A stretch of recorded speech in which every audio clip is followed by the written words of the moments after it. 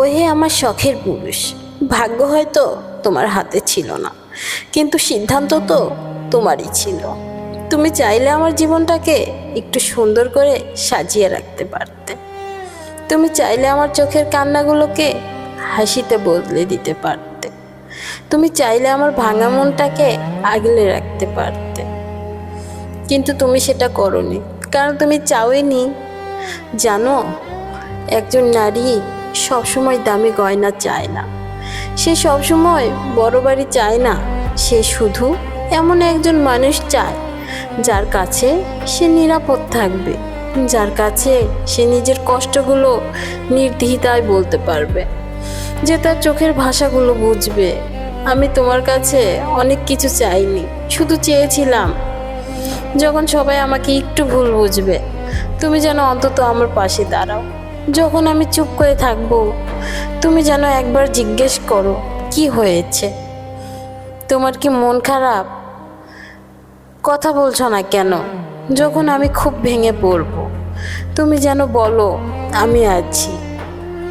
কিন্তু আফসোস, সবচেয়ে বেশি প্রয়োজনের সময়েই তুমি খুব নীরব ছিলে। তোমার সেই নীরবতাই আমাকে সবচেয়ে বেশি কাঁদিয়েছে।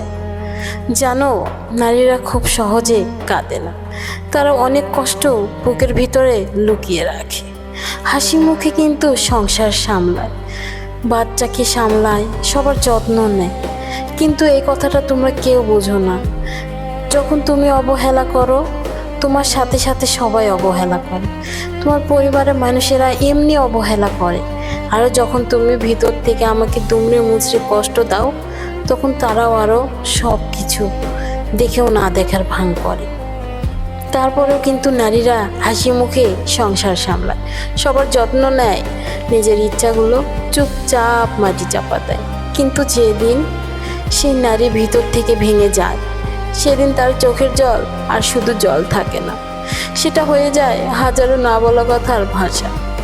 আমি কখনো তোমার কাছে থেকে বিলাসিতা চাইনি, শুধু একটু সময় চেয়েছিলাম, একটু সম্মান চেয়েছিলাম, একটু গুরুত্ব চেয়েছিলাম।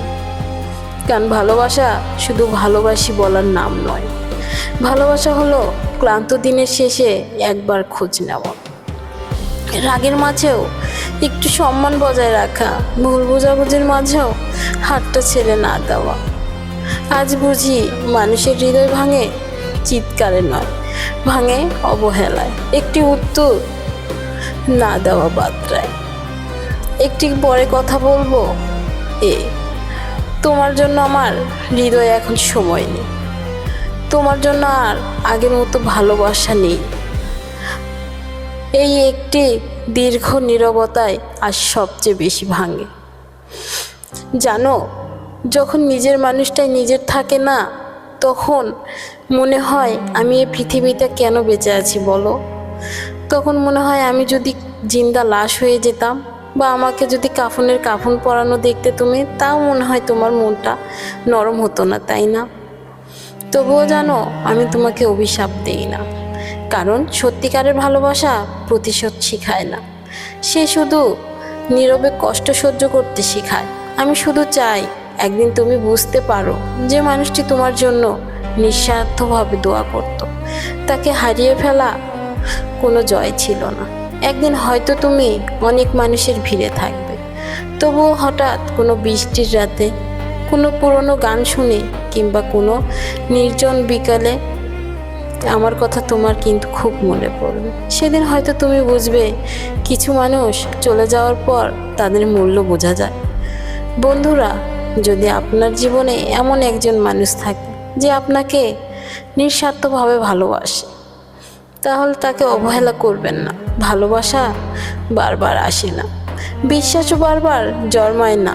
যে হাতটি আজ আপনার হাত ধরে আছে, কাল সে হাত হয়তো আর আপনার লাগলে থাকবে না। তাই রাতের আগে কথা বলুন, অভিমানের আগে শুনুন, আর সিদ্ধান্ত নেওয়ার আগে মনে রাখুন যে একটি সিদ্ধান্ত কখনো একটি পুরো জীবন বদলে দিতে পারে।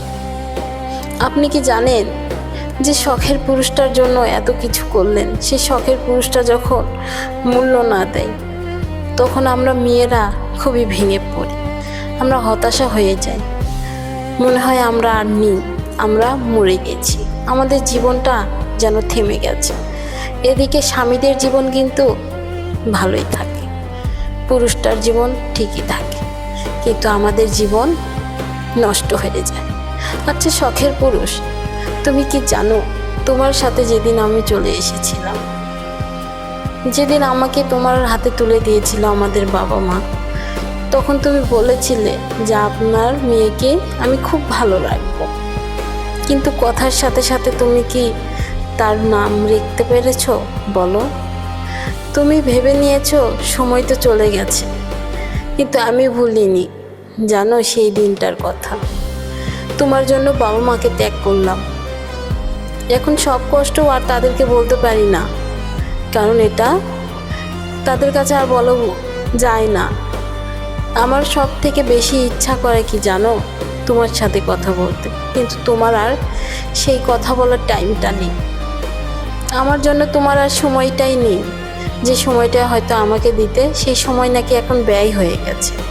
আমি কি এতটাই ফেলনা হয়ে গেছি বলো? আমি যদি এতটাই ফেলনা হয়ে যাই, তাহলে আমাকে প্লিজ তুমি তাও একটু ভালোবাসা দাও, না হয়তো একটু কথা বলো। এটাই কিন্তু আমার কাছে অনেক কিছু, আমি তোমার থেকে দামি কিছু চাইনি। তাই বলবো, একটি সিদ্ধান্ত কখনো কখনো একটি পুরো জীবন বদলে দিতে পারে।